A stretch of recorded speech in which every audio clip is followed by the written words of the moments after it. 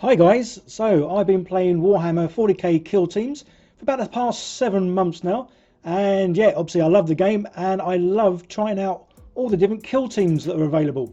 And this is my most recent one. I've just finished painting them and I'll be playing a game with these later on tonight, so I'm looking forward to seeing how they fare up. And this is obviously the Legionary Kill Team.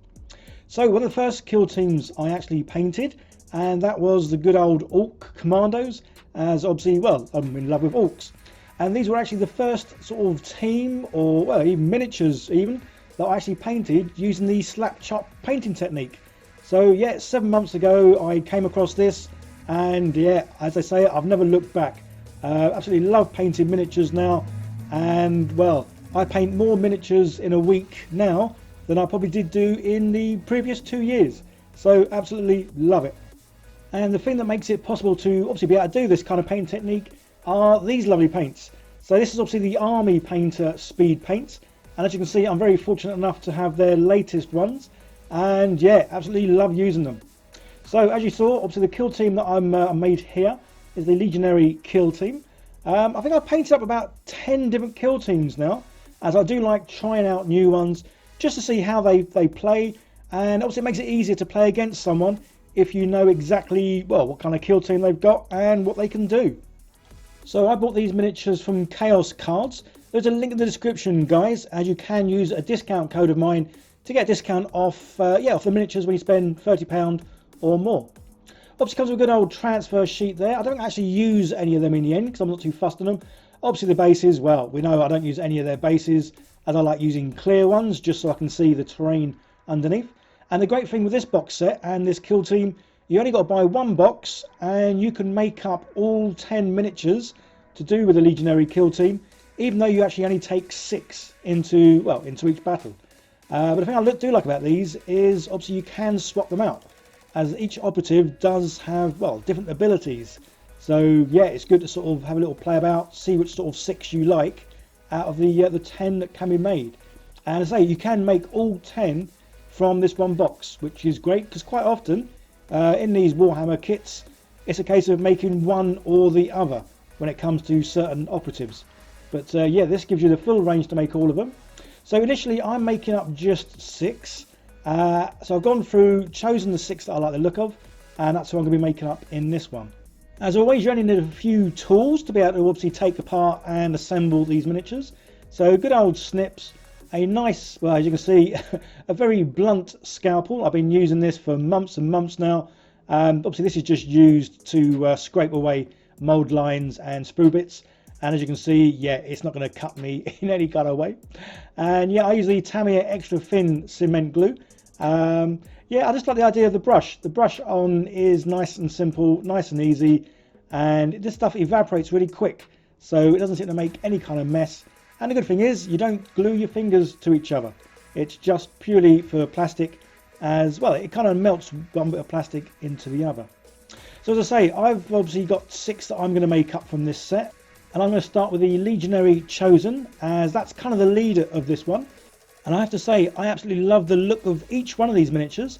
Quite often with some of the kill teams that I have previously made, there's always been sort of my favourite miniature. That just looks cool in obviously the kind of weapons they've got and the stance they've got. But yeah, with this kill team, the 6 that I've obviously assembled and painted all look just amazing. Yeah, usual fun and games here. As you can see, if you can see the numbers, yeah, the numbers are all over the shop. We have got numbers 2 to 104, 10, 20, all next to each other. So yeah, it's almost like this is part of a game. This is just trying to find the pieces and parts you need, because, well, if there is any kind of sense and order to this, I'm still yet to work out what that order is, because there's just numbers higgledy-piggledy all over the shop. So yeah, usual kind of thing, snip out the parts, trying to get obviously as close to the part you need without obviously clipping the part, and then getting, yeah, good old, say in my case, a trusty blade that I've had for months. And to be honest, I have got other blades that I use when I need something sharp. This one is just purely my go-to for, well, for scraping off mold lines and obviously bits of sprue where obviously they're still kind of attached to the parts. So yeah, gently sort of scrape the stuff away. So this is where having a blunt scalpel is best. because it means you can't take too much away in sort of one go. With each miniature, what I generally do is obviously cut out all the sort of components for that miniature. As you can see, it's generally the sort of like the legs, torso, arms, weapons, heads and shoulder pads. So quite a few little bits and pieces, but the good thing here is you really can sort of mix and match with some of the bits, as in the shoulder pads and the heads.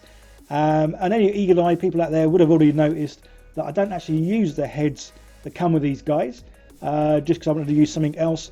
And I also don't actually use the power packs that come with these guys, purely because I didn't like the look of them. But we'll come to that bit in a minute. So all the bits now sort of cut out to make one person. As you would have seen, sometimes I do try and scrape away as much as I can and tidy up each part. But sometimes I put the parts together and then give a bit of a scrape off afterwards. Or sometimes a little bit of a combination of the both, really. Whatever works for you. If you guys play Kill Team, let me know in the comments which Kill Team you play or which one's your favourites. I think I've made up about 10 different Kill Teams now, so I've still got quite a few more to do. And some of the Kill Teams I've actually made up several different sets, like the Void Dancers, the Harlequin ones. I really like their gameplay, but don't necessarily like the original figures. So I have made up a few of my own sort of looking teams. And one of them was a robot. So I had a robot one, and well, I also got like a ninja looking one. So yeah, some of the Kill Teams, I love how they play. Just don't necessarily like the aesthetic of the miniatures that sort of come with them. But say, I only play this game with my mate, so we are a little bit loose on how some miniatures look. Obviously, I always do my best to give them a kind of appropriate gun or blade or an axe, whatever it might be. But yeah, we do play the rule of cool rather than sort of being sort of sticklers for some rules. So again, with these guys, obviously the poses that some of them sort of are meant to be in, I've changed up a little bit. Again, just to make it sort of pleasing on the eye for me, because obviously as well as playing the game, I do like looking at the miniatures. And as you would have seen at the very beginning of the video, with the Orc sort of commandos, I made a little sort of, well, like a little diorama set for them to kind of live in. So rather than these miniatures just being put on a shelf on their own, or even in a drawer or cupboard, yeah, where possible, I am going to be making little dioramas or sets, storage boxes, what do you want to call it, that each one can sort of go in. So yeah, just again, they look nice. I mean, these miniatures are gorgeous looking miniatures. Obviously going to spend the time painting them, obviously going to spend the time playing with them, but yeah, I do want to sort of still enjoy looking at them every now and then as well. So one of the big things that I love about the Warhammer 40k miniatures in the old box sets, you do get lots of spare bits, which I absolutely love. So I always find that whenever I do sort of like the leader of any of the kill teams that I do, I don't know why, I just seem to like it when they're pointing. I guess I just sort of feel, because they are the leader and they're the captain, they're kind of like pointing where everyone else should go. And again, with the bodies, I've got most of the bodies sort of set up here. So this does come with 10 miniatures. Some of the poses I don't kind of like. I generally prefer when the miniatures are just sort of like a nice wide stance and standing still, as opposed to when they look like they're running. I think the other reason for this is when they are running, they only generally have like obviously 1 foot touching the ground. And yeah, because I do sort of glue these onto clear bases, I think it just looks a bit weird sometimes when you just go 1 foot on the base. So yeah, so all the miniatures are sort of like the bodies are assembled. Now it's just a case of going through and yeah, attaching some arms and some backpacks and them few little bits. But I say, I do change the backpacks on these guys, as I really wasn't too sort of fussed on these. Again, this is where the rule of cool comes in. I'm not really into any of the lore with Warhammer 40k, so I appreciate these are obviously different kind of backpacks, will have different sort of meanings. But for me, yeah, I've gone for the basic one. But again, I don't like these being seen that much. So these normally sit quite high. I've cut a bit off the back of the person just so I can have the backs yeah, going a bit lower. Again, just purely preference of when I look at these, I just don't like seeing these big backpacks above their sort of head. So that's why I cut off the bit at the back just so I can have their, I keep calling it a backpack or backpack even. I appreciate these are, is it something to do with the batteries or power supplies or something for their suits of armour? Again, this is where I don't know much about Space Marines at all. Not that I know a whole lot about orcs and other sort of factions, but yeah, I go purely on aesthetics and how they look, and yeah, I love how these look. So as again, you can see the heads, I've changed them over, as I've kind of gone for making these look kind of like they're sort of monks in a way, I guess. Just because I think monks in power armor with some big old weapons, yeah, seems quite scary. So I like the idea of them for being my well, my kill team. And like I said earlier, I just love how each one of these looks. Yeah, each one of these to me could be the leader, just because I think they're fantastic. So slap chop painting technique. Yeah, winner winner chicken dinner. First thing you do, prime in black. Doesn't take too long, obviously all done. So especially when there's only a kill team of 6, does make it a whole lot easier. So these will be batch painted. And then yeah, slap chop painting technique is prime in black, dry brush with a grey, dry brush with a white. So these ones are nondescript, these are just sort of cheap old poster paints. And then using the good old makeup brush. I think I bought a pack of about 12 of these off Amazon for about £3. Variety of sizes. These are the sort of middle range ones. There are some huge ones and there's some, well, smaller ones. So one of the reasons why I use the cheap sort of poster paints is this. I hate wasting stuff. And the fact that obviously you load the brush up with the old paint there, so you get it all round, all the bristles are nice and coated, and then you take most of it off. And as I say, to me this is just obviously a big waste of paint, which I never like wasting stuff, but obviously you need to do this because you don't want too much on the brush, as the idea here is you really are just hitting the raised areas. But not only are you hitting the raised areas, you're only hitting areas you can obviously reach. And that's the other reason why I love the slap chop paint technique, because it means that any areas that are sort of like underneath something or inside something, or basically just hard to get with a big brush, it basically means those areas are going to be darker in whatever you eventually paint this with, which again just gives these a bit more realism, because it gives obviously a shading. So like under his armpit where he's got his gun, I can't get in there at all with this big brush, which means when I do come to paint it, those areas are going to look, well, a whole lot darker than the rest, which I just love. I say it's so simple, so effective, and so quick. And that's everything I can never emphasize enough about this this sort of painting technique. I used to spend hours and hours painting a miniature, never happy with or never enjoying the painting process, and certainly didn't enjoy the look of the thing painted afterwards. So sometimes it doesn't matter how many hours you put into something, it doesn't make it any better. And the fact that say these are so quick, so simple, so easy is just amazing. And it still amazes me to this day, 7 months on from painting my first miniature this way. And yeah, I still just can't get over how good these come out with such little effort. And then yeah, same thing, obviously using the same brush, I've given it a good old clean, so there's no grey on there, loaded up with a white. Again, these are just the cheap old white poster paints. Get loads of it off. In this case, you try and get more off than the grey, just because with the white, you really do want it just to hit the very sort of top edges of anything on the miniature. Just so there is sort of a bit of a variation between the dark black areas, a little bit of a grey area, and then obviously edges with white. As you can see there though, there's possibly still a bit too much white on this, as I did hit a few areas, and yeah, I should have probably brushed off a little bit more. But the only saving grace is obviously the areas it's hit are sort of full flat plain edges, which isn't too bad, because obviously when I come to paint it, then those areas will look sort of pretty good. Although at this stage, in my mind, I was going to paint the whole of this thing using the black speed paint, because my original intention was to have these as, well, black sort of Marines with some sort of gold edges. But as you've obviously seen the end result already, you'll notice I didn't paint these things black in the end. I kind of left them white, just because I kind of loved how they looked, and I say because they are going to be monks, I kind of thought the white looked pretty good. But obviously doing the slap chop paint technique, the whites, as you can see here, it's not like a vibrant sort of bright white, it's almost like a patchy white, which makes the armor look a little bit more weathered, and yeah, it's seen better days, which again, that's kind of my style, or how I like things to look. I do like a grim dark sort of look. as much as when I look at other sort of painters and they paint some miniatures in nice vibrant colours, and I love how they look, yeah, it's not the kind of paint technique I do. And yeah, I definitely prefer my miniatures to have that worn, weathered, grimdark look. So as I was saying before, the slapchop paint technique really is a super fast and efficient way of painting a miniature.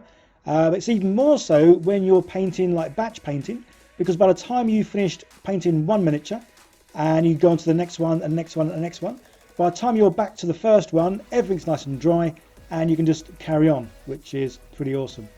So as I say, at this stage I was still thinking of painting these black, but I thought I would do all the edging in the gold first. And as you can see, I do paint straight from the bottle. That's why I 3D printed off a little bottle holder. Again, the reason is I don't like wasting paint.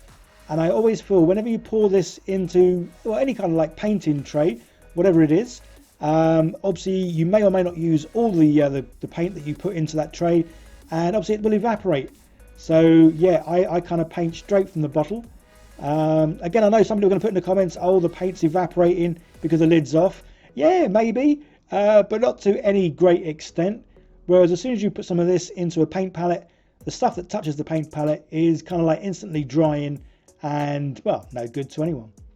So yeah, so I went round and did all the gold edges using probably the smallest brush that I've got. Although I haven't really got many brushes, although I'm very fortunate that I've got a good relationship with Army Painter, and they are sending me out some nice brushes to use. So hopefully, maybe in the next video, you'll see me with some half decent brushes, as opposed to, well, to be honest, I haven't got a clue. But the brushes I've got currently, I haven't got a clue where I got them from, because I seem to have brushes from all over the place. So it will be nice to have several different sort of size brushes from one company. Well, that we know that should be really good, because, well, I just love Army Painter and yeah, all their products. And guys, I don't get paid to say anything about Army Painter, yet they do send me stuff for free, which I will freely admit, but yeah, I'm never told to say anything. And in fact, anything, the only instances where they have sort of mentioned anything to me is they want the honest truth. This is the reason why I love Army Painter, because they really do listen to what people say, and they're making improvements all the time, which is just awesome, because yeah, they are making things really good. So yeah, there's only a few bits on this guy I actually end up painting. As I say, I was going to paint him all black. It was probably, well, it might be now that when I paint everything gold that I kind of like the idea of the gold on the white. And yeah, this is probably when I start thinking, oh yeah, I may just keep these as being white. So there's only a few sort of colours here and there. Obviously, these Legionary team, they do have a lot of abilities, which I absolutely love. And part of them, they can be sort of Nurgle, which is obviously why this dude's hand or claw is, well, not quite like a normal hand or claw. And so I'm playing with these guys tonight. So yeah, so the video should be out the same day I'm playing my first kill team with these dudes. And yeah, I can't wait just to see how they get on, as this will be the first time of me playing a kill team where each individual sort of person here does have different abilities. So yeah, it will make a bit of a change for me to have to remember who's who and what they can and can't do. But yeah, so I'm actually looking forward to well, trying these guys out later. So the slapchop painting technique, yeah, it really is this simple, guys. You prime in black, do your dry brush grey, dry brush white, and then get your speed paints or your contrast paints or your Vallejo Express paints, whatever sort of paints it is you've got that are obviously like contrast paints. And yeah, it simply is a case of just painting, as simple as that. And obviously the speed paints, they do all the hard work by pulling in the recesses, making it a nice darker shade of whatever colour it is you're using, and then you get the lighter edges, and then even the more extreme lighter edges, especially with obviously the white on underneath. And yeah, simple as that. I say these guys are very simply painted and really didn't take that long at all. And again, this is where doing the batch painting really comes into its own, because there is no downtime. Literally, once you get through all 6, you go back to the first miniature, and yeah, they're nice and dry, and then you can apply, well, rather a second coat if you need to do a second coat, which generally you don't, or you just do whatever the next sort of colour is. So these dudes, again, another reason why I like these these faces that I've gone for. So these are 3D printed. The reason I've gone for these ones, you can't see the eyes.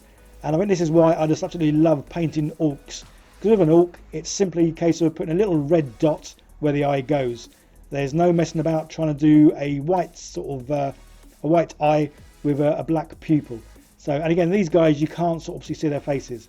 So I had considered about doing 2 coats on these guys, their faces, because this paint really does seem very translucent.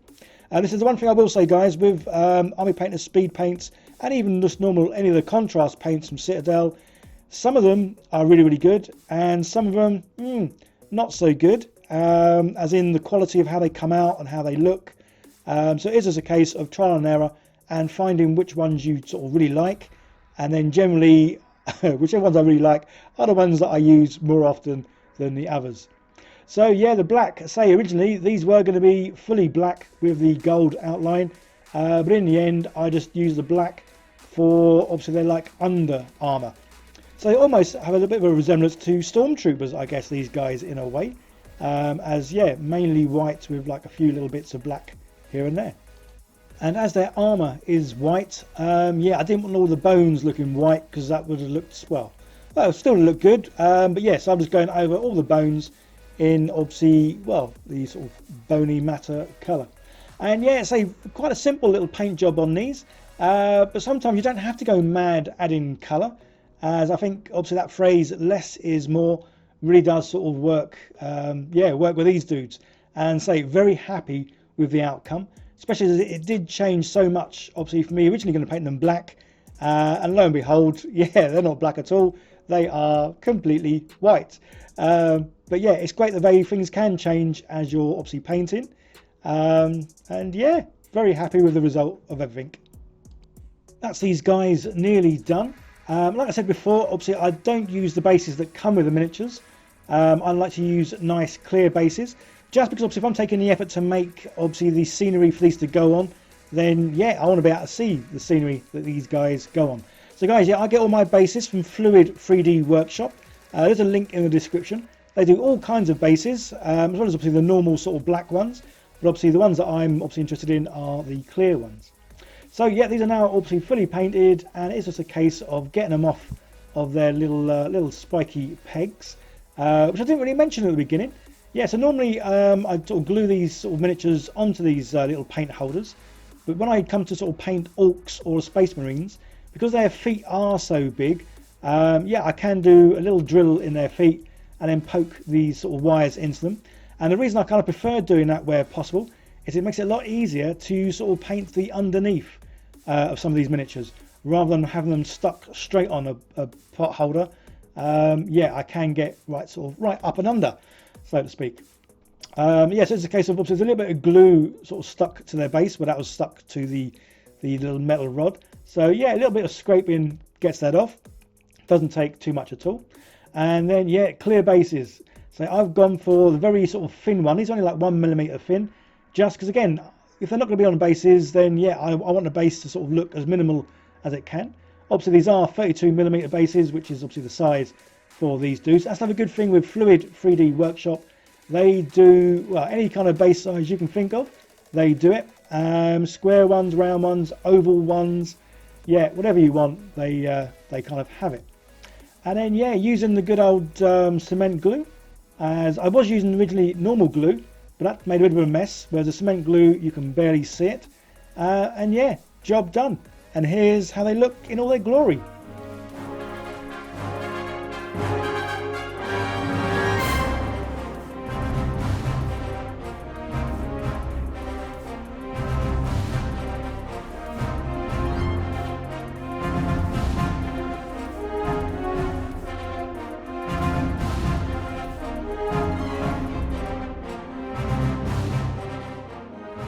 And there we go, a full squad kill team painted in less than an hour using the good old slapchop painting technique.